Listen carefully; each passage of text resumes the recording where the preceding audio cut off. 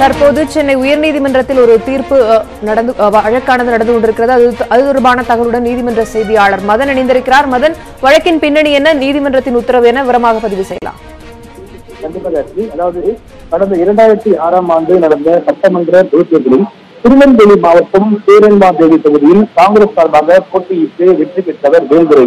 அரசு ஒப்பந்ததாரராக இருந்து கொண்டு சட்டமன்ற தேர்தலில் போட்டியிட்டு அவர் வெற்றி பெற்றதாகவும் அவருடைய வெற்றி பெற்றது செல்லாது என அறிவிக்க கோரியும் அவரை எதிர்த்து அந்த தொகுதியில் போட்டியிட்ட அதிமுக வேட்பாளர் மனோஜ் பாண்டியன் சென்னை உயர்நீதிமன்றத்தில் ஒரு தேர்தல் வழக்கு தொடர்ந்திருந்தார். ஆனால் இந்த தேர்தல் வழக்கானது சென்னை உயர்நீதிமன்றம் தள்ளுபடி செய்ததை தொடர்ந்து உச்சநீதிமன்றத்தில் மனோஜ் பாண்டியன் மீண்டும் ஒரு மேல்முறையீட்டு மனு தாக்கல் செய்திருந்தார். அந்த ஒரு மனுவை விசாரித்த உச்சநீதிமன்றம், அதாவது அரசு ஒப்பந்தராக இருந்து கொண்டு தேர்தலை போட்டியிட்டது செல்லாது என்று தெரிவித்து வேல்துரை அந்த தேர்தலில் போட்டியிட செல்லாது என ஒரு தீர்ப்பு அளித்துள்ளது.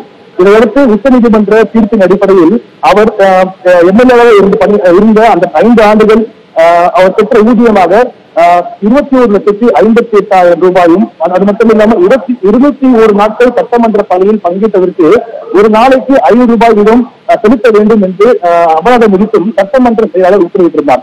இந்த ஒரு உத்தரவை எதிர்த்து சட்டமன்ற செயலாளர் பிறப்பித்த அந்த உத்தரவை எதிர்த்து வேல்துரை சென்னை உயர்நீதிமன்றத்தில் ஒரு வழக்கு தொடர்ந்தார். இந்த வழக்கை நீதிபதி பார்த்திபன் அவர்கள் விசாரித்தார்கள். அப்போது அரசு ஊழியர் ஏதேனும் குற்றம் புரிந்திருந்து அவர் பணி விதிக்கப்பட்டால் அதுவரை அவர் பெற்ற சம்பளம் திருப்பி பெற மாட்டாது. அதே போல அரசு ஊழியர் என்ற அடிப்படையில் சட்டமன்ற உறுப்பினராக இருந்த தன்னிடம் ஊதியத்தை திரும்ப செலுத்த கோர முடியாது என்று வேல்துரை தரப்பில் வாதம் செய்யப்பட்டது. ஆனால் எம்எல்ஏவாக தேர்ந்தெடுக்கப்பட்டது செல்லாது என உச்சநீதிமன்றம் அறிவித்து விட்டதால் எம்எல்ஏ என்ற அந்தஸ்தை வேல்துரை இழந்துவிட்டார். எனவே அவருக்கு 5 ஆண்டுகளாக அரசு வழங்கிய அந்த ஊதியத்தை திரும்ப செலுத்த வேண்டும் என்று அரசு தரப்பில் வாதிடப்பட்டது. மேலும் அரசு ஊழியர்களுடன் மனுதாரரை ஒப்பிட்டு பார்க்க முடியாது எனவும் அரசு தரப்பு விளக்கம் அளிக்கப்பட்டது. இந்த 2 தரப்பு விளக்கத்தையும் கேட்ட நீதிபதி, அதாவது வாழ்வாதாரத்திற்காக சம்பளம் வாங்குகின்ற அரசு ஊழியரையும் மக்களுக்கு சேவைக்காக தேர்ந்தெடுக்கப்பட்ட சட்டமன்ற உறுப்பினரையும் ஒரே மாதிரியாக கருத முடியாது என்று தெளிவுபடுத்தினார். மேலும் உச்சநீதிமன்ற தீர்ப்பின்படி வேல்துரை தேர்தல் போட்டியிட்டு வெற்றி பெற்று செல்லாது என்று நிரூபிக்கப்பட்டு விட்டதால் வேல்துரையே தானாக முன்வந்து தான் பெற்ற அந்த ஊதியத்தை திரும்ப அளித்திருக்க வேண்டும். எனவே 4 வார காலத்திற்குள்ளாக அவர் பெற்ற ஊதியமான 21,58 லட்சம் ரூபாயை திரும்ப செலுத்த வேண்டும் என்று உத்தரவிட்டு வேல்துறையுடைய மனுவை தள்ளுபடி செய்து இன்று உத்தரவிட்டுள்ளார்கள்.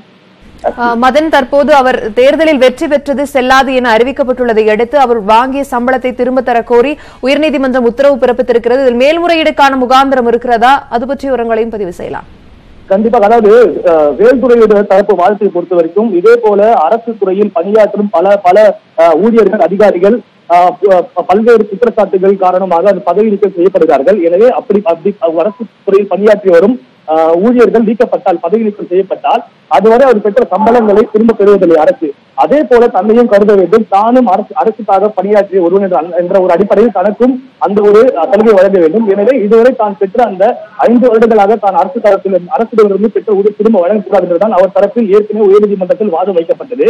அந்த ஒரு வாதத்தை ஏற்றுக்கொண்டுதான் உயர்நீதிமன்றத்தில் மனோஜ் பாண்டியனுடைய அந்த மனுவை தள்ளுபடி செய்தார்கள். இதை எதிர்த்து உச்சநீதிமன்றம் சென்ற பிறகு உச்சநீதிமன்றமானது இந்த ஒரு கருத்தை ஏற்றுக்கொள்ளாமல் தற்போது அவர் எம்எல்ஏவாக பணியாற்றி செல்லாது, தேர்தல் பணியாற்றி செல்லாது, அதாவது எம்எல்ஏவாக போட்டியில் செல்லாது, அவர் வெற்றி பெற்று செல்லாது என்று அறிவித்துள்ளார்கள். எனவே இதன் காரணமாக தற்போது தமிழக அரசு நிலைப்பாடை பொறுத்த வரைக்கும் எப்போது ஒருவர் எம்எல்ஏவாக இருந்து செல்லாது என்று உச்சநீதிமன்றமே தெரிவித்து விட்ட பிறகு அவருக்கு எம்எல்ஏவாக இருந்த காரணத்தால் வழங்கப்பட்ட அனைத்து சலுகைகளும் திரும்ப பெற வேண்டும். எனவே அவருக்கு வழங்கப்பட்ட ஊதியங்களை வழங்க வேண்டும் என்றுதான் தற்போது தமிழக அரசு தரப்பில் நிலைப்பாட்டாக உள்ளது. எனவே இந்த ஒரு வாழ்க்கை ஏற்றுக்கொண்ட உயர்நீதிமன்றம் தற்போது உத்தரவு பிறப்பித்துள்ளது. எனவே இந்த ஒரு உத்தரவும் தற்போது தனி நீதிபதி மட்டும் பிறப்பித்துள்ளார். எனவே இந்த ஒரு உத்தரவை எதிர்த்து மேல்முறை செய்வதற்கும் வாய்ப்பு உள்ளது. மதன், சேரன்மாதேவியில் 2006 சட்டமன்ற உறுப்பினராக இருந்த வேல்துரையின் வெற்றி செல்லாது என ஏற்கனவே அறிவிக்கப்பட்டிருந்தது. இதில் அவருக்கு ஊதியமாக வழங்கப்பட்ட தொகை உடனடியாக தமிழக அரசுக்கு திருப்பித் தர வேண்டும். அதற்கு 4 வார அவகாசமும் உயர்நீதிமன்றம் பிறப்பித்திருக்கிறது. இது தொடர்பான விவரங்களை நம்முடைய செய்தியாளர் மதன் தர கேட்டோம். உங்களுடைய விவரங்களுக்கு நன்றி மதன்.